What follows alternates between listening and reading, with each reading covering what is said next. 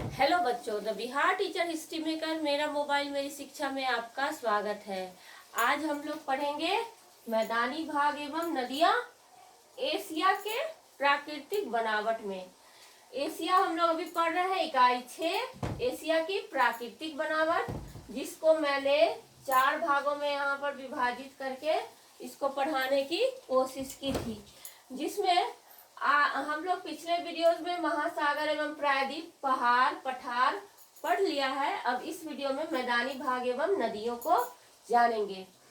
तो बच्चों, आप लोग ये बताइए कि एशिया का सबसे बड़ा मैदान, घास का मैदान कौन है?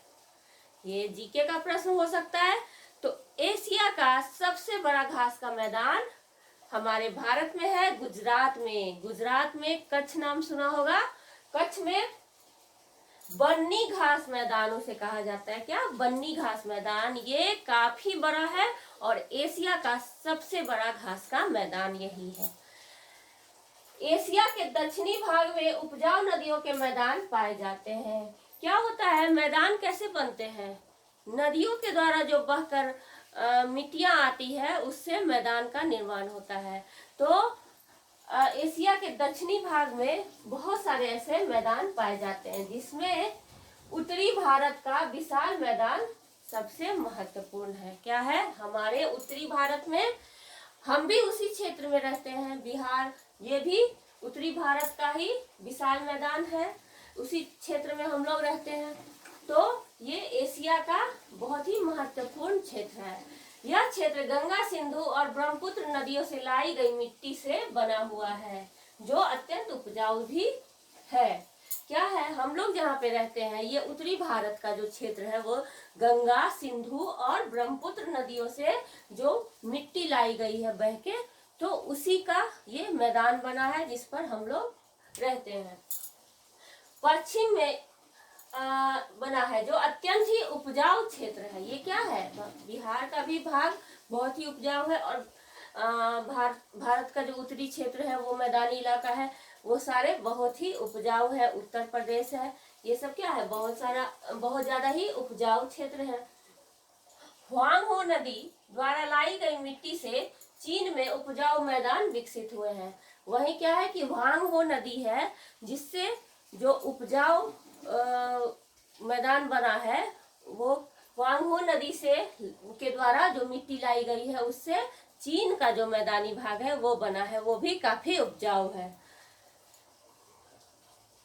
पश्चिम में इराक का मैदान दजला और फुरात नदियों से के दुआव में पाया जाता है। दुआव क्या होता है? दो आव मतलब दो नदियों के बीच का भाग जो होता है, दो नदियों के बीच की जो भूमि होती है, उसे दुआव कहते हैं। तो पश्चिम में इराक का मैदान दजला और फुरात नदियों के दुआव में पाया जाता है। यहाँ भूमि की ढाल इतनी कम है कि आर्कटिक सागर में गिरने वाली नदियां यहाँ दलदल बनाती है।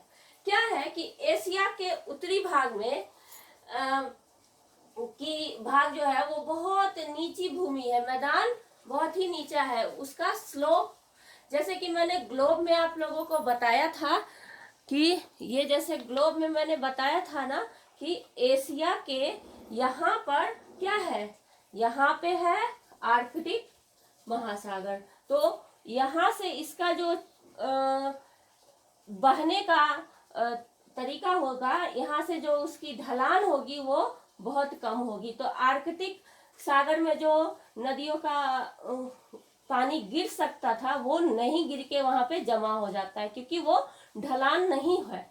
नहीं होने के कारण वहां पे क्या होता है? दलदल बन जाती है।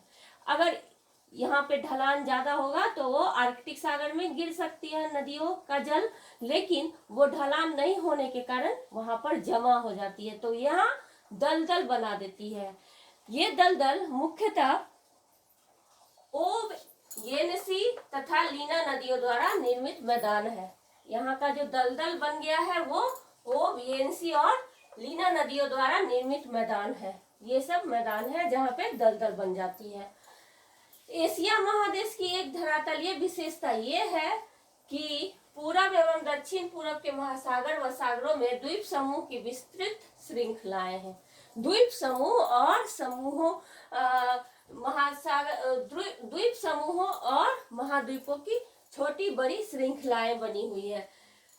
पूरब में स्थित जापान भी उन्हीं द्वीपों के समूह में से एक है। मैंने बताया था ना कि चारों ओर पानियों से घिरा छोटा छोटा भी द्वीप बन जाता है, वो धरातल बन जाता है जहाँ पे मानव निवास करने लगते हैं और धीरे धीरे वो शहर बन जाता है। शहर से बड़े बड़े देश भी बन जाते हैं कभी कभी। तो जापान जो है उसी में से एक है, जो छोटे से द्वीप से उभरकर वो देश बन गया है। पूरब में स्थित जापान भी उन्हीं द्वीपों के समूह से एक है। इन द्वीपों की मुख्य विशेषता यह है कि इस पर कई ज्वालामुखी की पहाड़ पाए जाते हैं। इन द्वीपों पर ज्वालामुखी की पहाड़ें भी पाई जाती हैं। बहुत सी ऐसी ज्वालामुखी है जो आज भी जीवित है, उसमें से लावा निकल रहा है, और कुछ ऐसे हैं सुषुप्त अवस्था में हैं जो शांत हैं। वो ज्वालामुखी बिल्कुल शांत है, नहीं निकल रहे हैं उसमें से कुछ ज्वाला। तो इस तरह कुछ जागृत ज्वालामुखी और कुछ सुषुप्त ज्वालामुखी वहां पे इन द्वीपों पर अवस्थित है। तो इस तरह हम लोगों ने आज क्या देखा, एशिया की प्राकृतिक बनावट का संपूर्ण भाग में हम लोगों ने आज पढ़ लिया है। अब हम अगले वीडियो में क्या पढ़ने वाले हैं, एशिया की जलवायु। तो अगले वीडियो के इंतजार में हम लोग मिलते हैं अगले वीडियो में, एशिया की जलवायु।